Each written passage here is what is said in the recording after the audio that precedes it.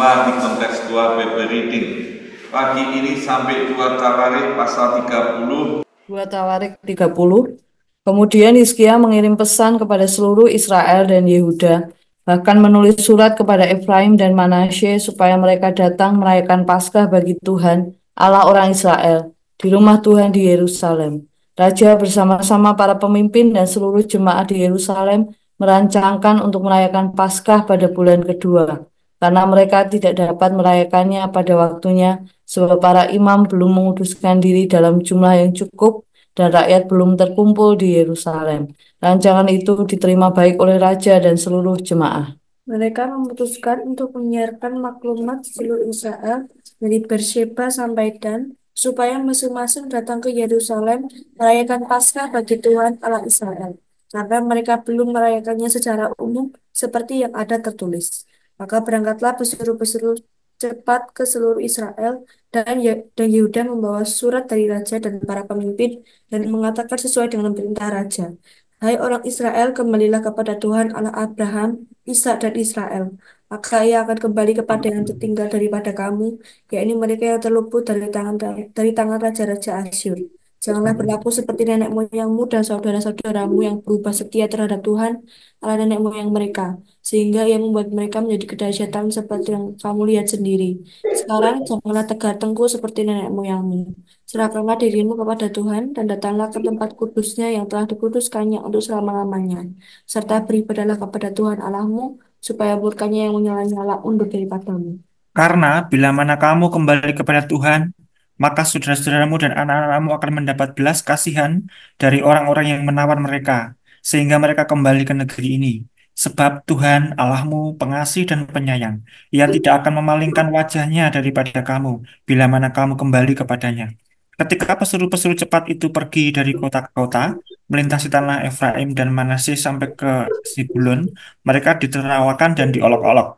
Namun beberapa orang dari Asyer, Manasye, dan Zebulun merendahkan diri dan datang ke Yerusalem.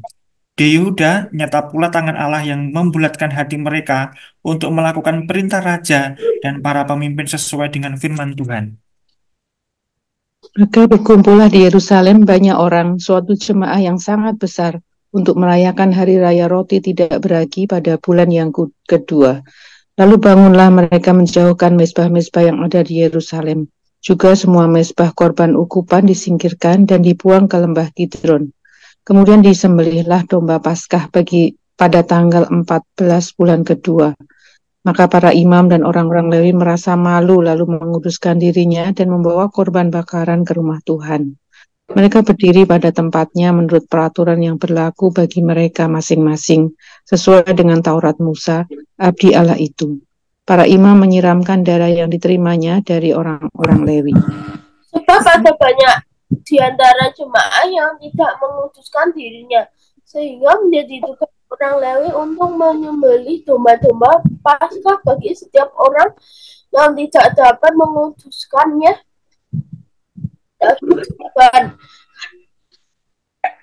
Karena ia tidak tahir, sebab sebagian besar dari rakyat, terutama dari Efraim, Manasye, Isakar, dan Zebulun tidak mentahirkan diri, namun mereka memakan Paskah walaupun tidak sesuai dengan apa yang tertulis. Tetapi Hizkia berdoa untuk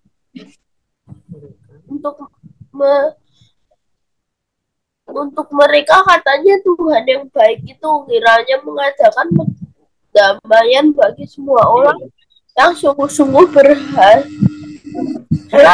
dari Allah, yakni Tuhan Allah nenek moyangnya, walaupun kelahiran mereka tidak sesuai dengan tempat kudus.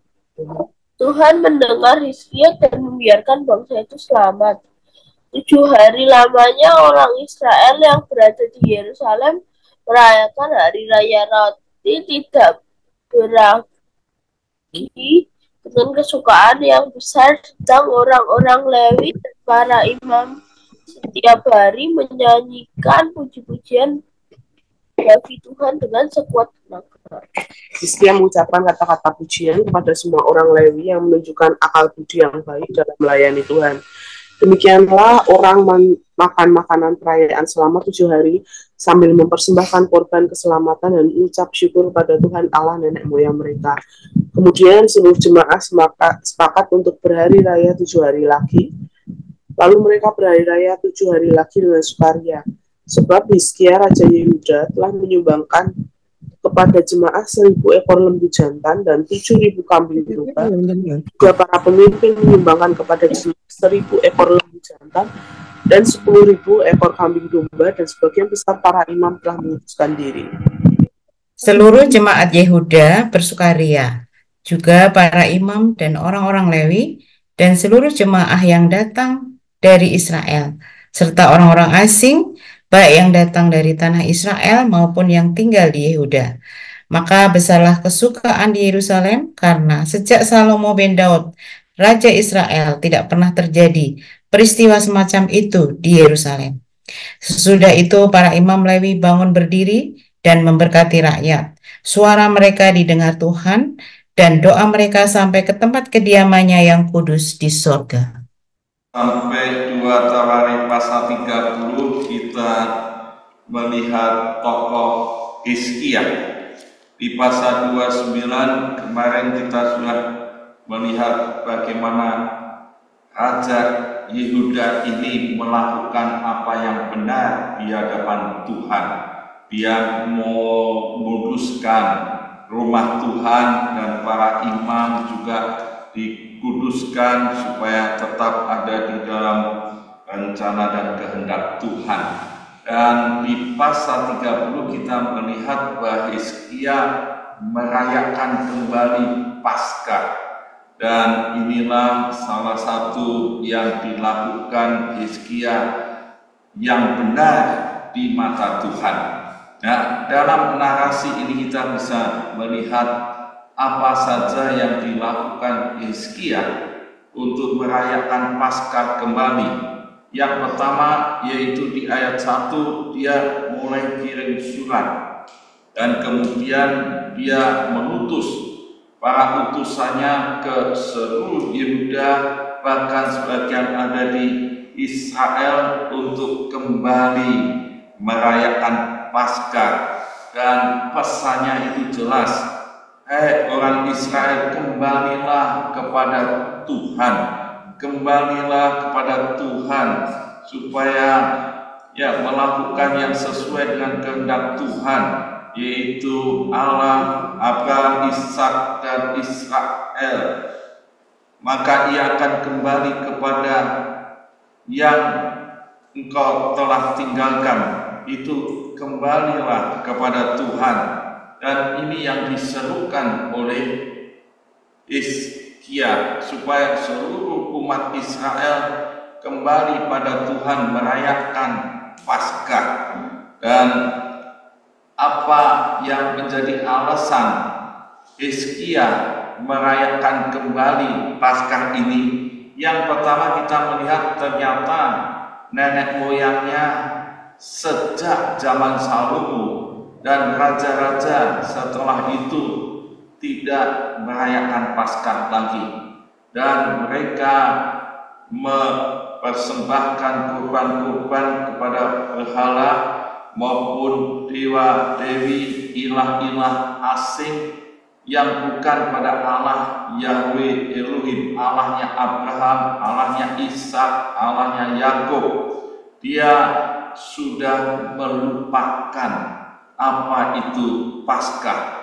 Dan kita kalau melihat dari Keluaran pasal 12 dan apa yang dipesankan Tuhan kepada Musa pada waktu Tuhan mengadakan perbedaan antara apa yang ada di umat Israel dengan apa yang ada di Mesir, yang menyembah pada Allah Yahweh Elohim dengan yang menyembah kepada dewa-dewa yang ada di Mesir. Ternyata ada perbedaan. Tulah ke-10 dilaksanakan, maka matilah semua anak sulung yang ada di Mesir. Tetapi Paskah ini Tuhan melewatkan kematian dari semua yang ada di Israel, anak sulungnya, dengan satu tanda darah di tiang-tiang pintu ini. Dan apa yang terjadi? Ternyata keselamatan terjadi di semua orang Israel, dan mereka mulai ketakutan dan membebaskan bangsa Israel ini keluar dari Mesir menuju Kanaan. Dan mulai saat itulah Tuhan perintahkan untuk mengadakan Paskah, satu peringatan yang turun-temurun supaya mengingat karya Allah, yaitu keselamatan yang terjadi bagi umat Israel.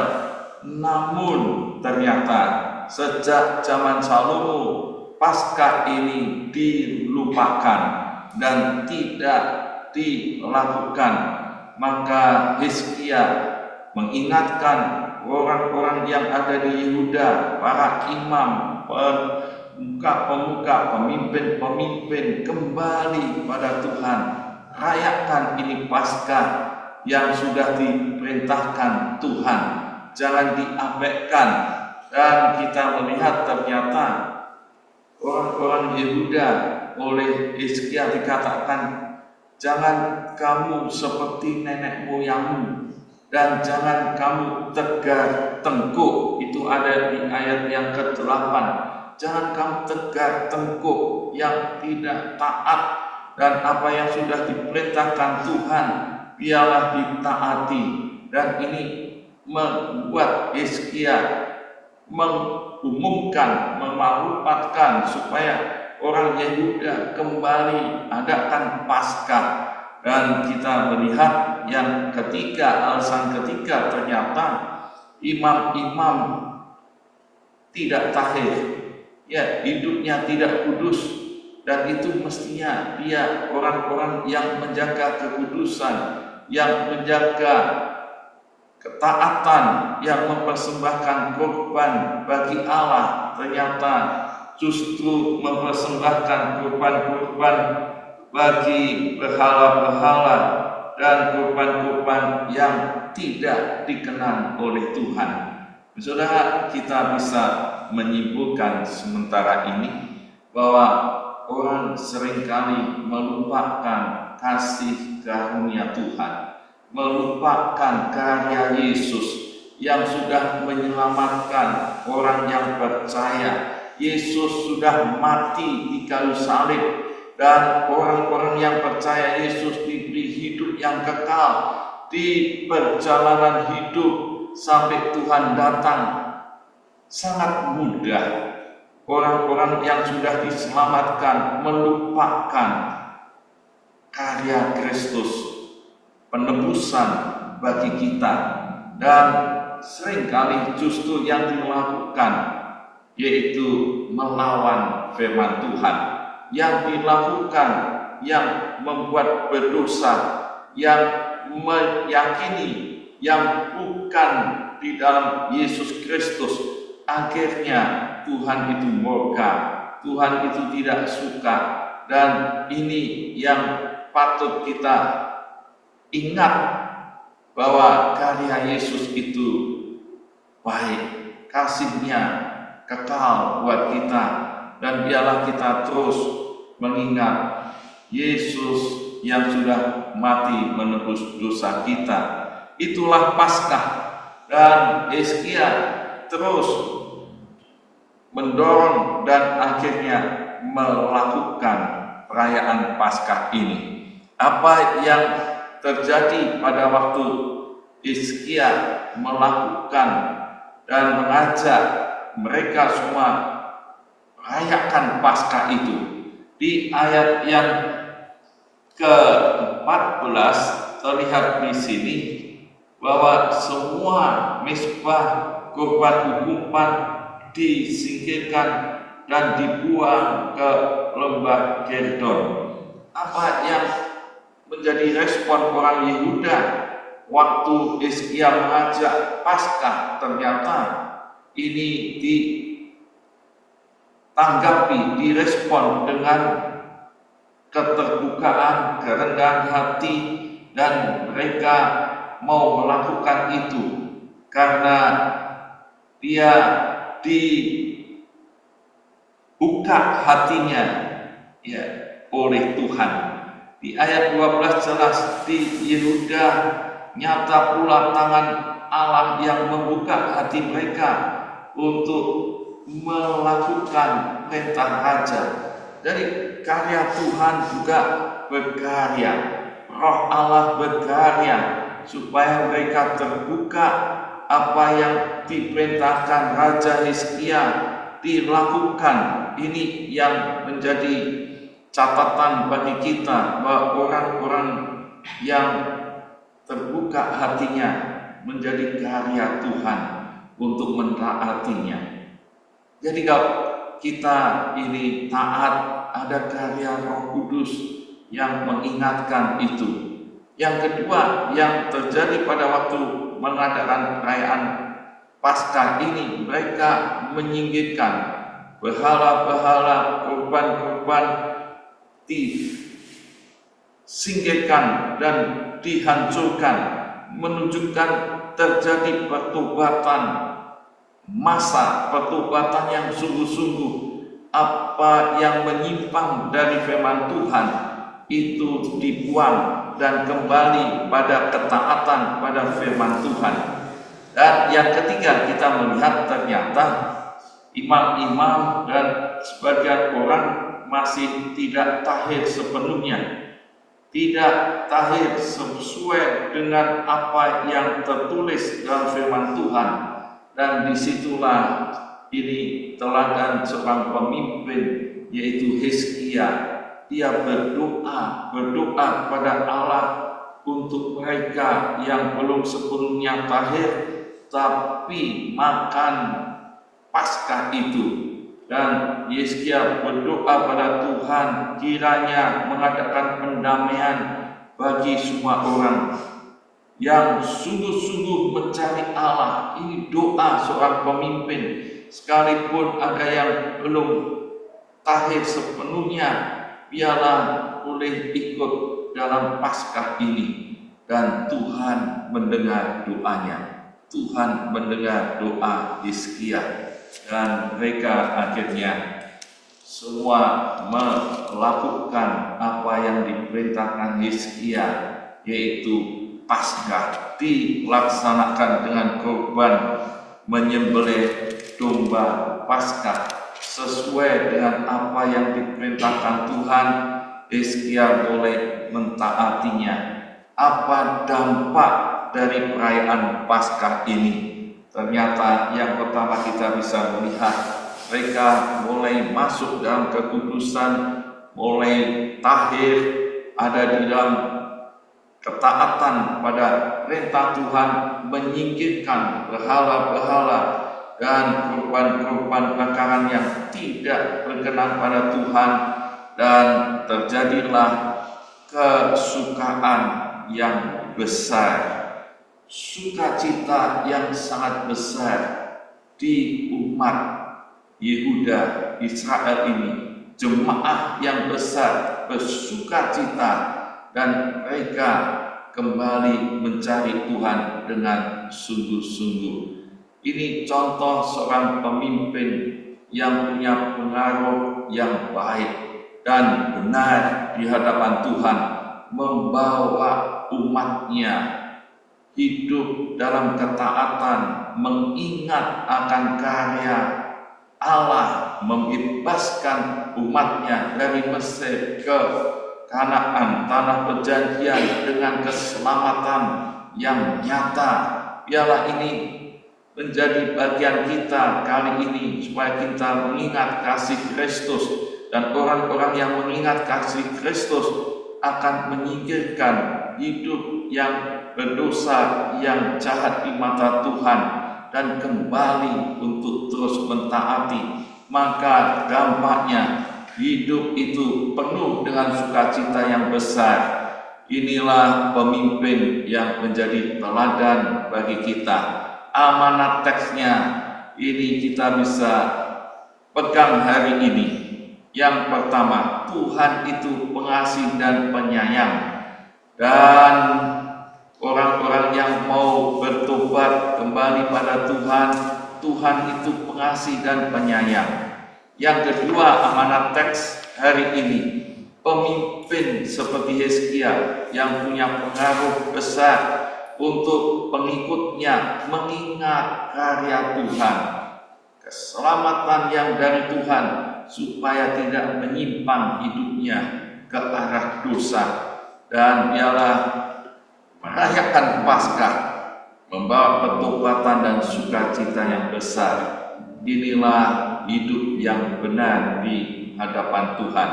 Aplikasinya ialah kita mau taati hari ini.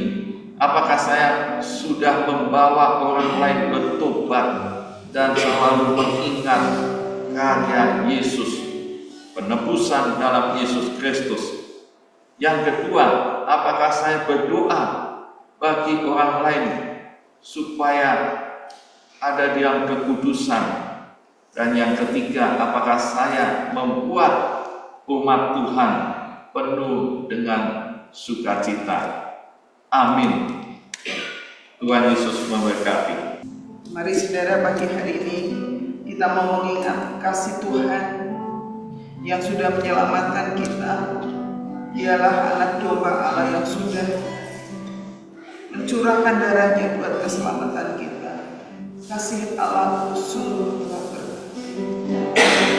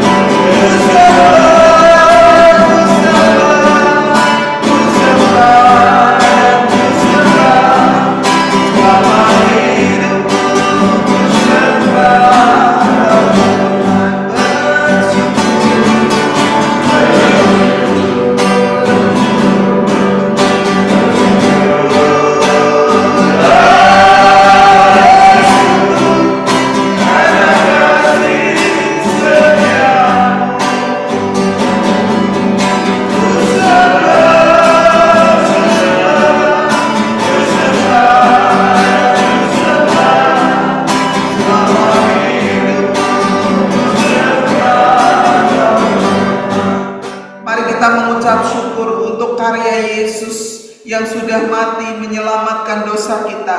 Ialah kasih Kristus itu yang terus menggerakkan kita untuk membawa orang kepada Yesus dan mereka mengalami kekudusan Tuhan dan membawa sukacita di dalam kehidupan bersama di dalam Yesus Kristus.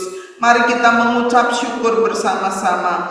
Bapa di surga, kami mengucap syukur kepadamu Tuhan, karena oleh kasih karunia-Mu aku ada sebagaimana aku ada saat ini.